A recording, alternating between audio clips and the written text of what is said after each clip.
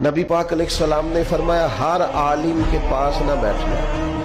اس عالم کے پاس بیٹھنا جو تمہیں 5 چیزوں سے نکال کے 5 چیزوں میں داخل کر۔ یا رسول اللہ صلی اللہ تعالی علیہ وسلم کون کون سی؟ تو حضور نے فرمایا اس عالم کے پاس بیٹھنا جو تمہیں شک سے نکال کے یقین کی طرف لے آئے، دوسرا وہ تمہیں ریاکاری سے نکال کے اخلاص کے زمرے میں لے آئے، اور تیسرا نبی پاک صلی اللہ تعالی علیہ وسلم نے فرمایا وہ تمہارے دلوں سے دنیا کی خواہش نکال کے اور تمہارے دل میں تمہارے رب جو تمہیں آخرت میں چیزیں دینے والا ہے اس کی محبت تمہارے دلوں میں پیدا کر دے۔ اور چوتھے نمبر پہ